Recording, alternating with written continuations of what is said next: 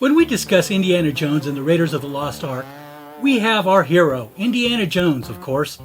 However, we have several villains to help compel the story along. The first bad guy that comes to mind immediately is Belloq, the man who takes away whatever Indiana Jones possesses. But I think the film has a more sadistic villain. Let me present for your inspection and review. Sturmbannführer Arnold Ernst Toht, and an iconic prop that instills fear, just on display. I'm Rob, and this is A Constantly Racing Mind.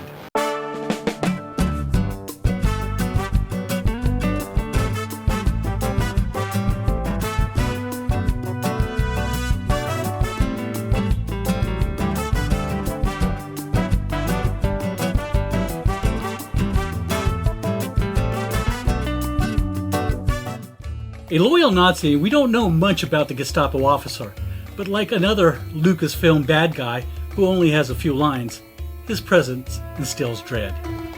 Hermann Göring, the future leader of the Luftwaffe and the Nazi Party's number 2 man, was appointed Interior Minister of Prussia after Adolf Hitler was elected Chancellor of Germany.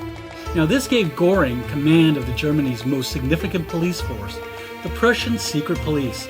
Soon after, Göring split the police's political and intelligence divisions and staffed them with Nazis. Now, on April 26, 1933, Göring combined the two divisions into the Geheime Staatspolizei, which was shortened to Gestapo by a post office clerk for a Frankenstamp.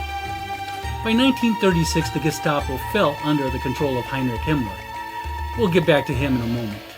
Now, if you're new here, we cover the film genres of sci-fi, horror, action-adventure, pop culture, and all things geek. So if you want more videos like this, don't forget to subscribe and hit the notification bell to be aware of all my new content.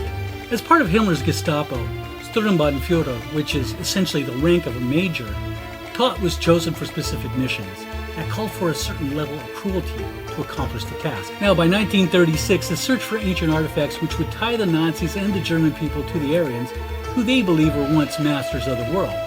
Now, Himmler set up the Ahnenerbe and sent his researchers off to Tibet to look for genetic markers that would allow the Nazis to claim the Aryans and become the inheritors of global domination. Now, as you recall, 2 government agents approached Indiana Jones to get some information concerning a clue about what the Germans were up to. This is 1936 Germany. Now, that year, German troops marched into the Rhineland. This intervention in the Rhineland went directly against the terms of the Treaty of Versailles. Now, in terms of foreign relations, this step confounded European allies, especially France and the United Kingdom. Now, the eyes of the world were turning to Hitler and wondering, what the heck was this guy up to?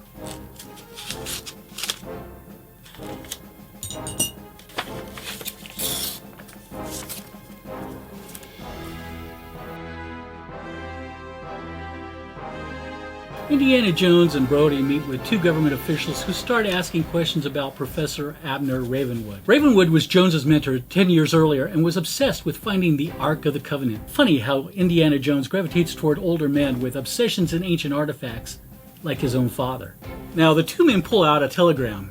You know, the email of the day, faster than a letter sent through the post office. So let's take a look at what this says. Ahnenerbe headquarters. Attention, Heinrich Himmler. Es Haupt, Prinz Albrechtstraße, Berlin, Germany.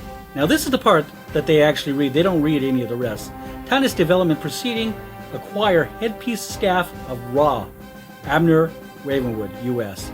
They don't mention that it was Belloq who sent the telegram. Now this prop was an item produced by an Etsy artist, Legendary Letters. But wait, there's more. Now, this puts Indiana Jones on the path to find the Ark of the Covenant. But first, Indy must make a pit stop, in all places, Nepal. Now, Jones knew Ravenwood had the headpiece of Ra, and he went there to get it. Jones was followed on his plane trip. Here, we officially meet the Major. Toht was a sadistic psychopath known for his resourcefulness and cunning, and he was well versed in torture techniques. Aside from that, he had a sardonic sense of humor. Always wore a leather coat and a full suit and tie, regardless of the weather. His jet black hair was receding and he wore a pair of round spectacles over his broad face. We can see a glimpse of what the man is capable of when he holds a hot glowing poker to Marion's face as he tries to coerce her to give him the headpiece. We know that Indy saves Marion from the Nazis, and while Marion drops the headpiece and it sits in a fire for a few moments while Indy is fighting with Toht's henchmen. Now Toht grabs the headpiece and we get one of the first funny moments of the film. The evil man jumping and hopping around and burying his scorched hand in the snow. Now although the Nazis thought they could use the scars on Toht's hand to cast another headpiece to help locate the Well of the Souls in the map room, we of course know that the headpiece is two-sided. After traveling with Indy to Cairo, Egypt, and being captured by the Gestapo, almost burnt alive, and then held for hours, tied up in a tent, Marion tries to outdrink Belloq. Of course, as she tries to leave, she is confronted by Toht. Now, as we've seen before, in the scene in Nepal with a hot poker, Toht is known for picking up something that an untried observer would mistake as a torture device, and before revealing it to be nothing more than a coat hanger. The hanger was produced by an eBay seller jonesing for props out of California, and I'll link links in the description for both of these items. Now, as far as the Good Major's fate, we'll leave that for another day. I'm interested to know your thoughts on these two items and the channel in general. Let me know what you think. Now, thank you for watching. If you liked the video, hit the thumbs up or slam the thumbs down if you didn't. Subscribe and ring the bell to get notified when all my videos come out, and watch this video right over there for more cosplay and film prop fun. Take care.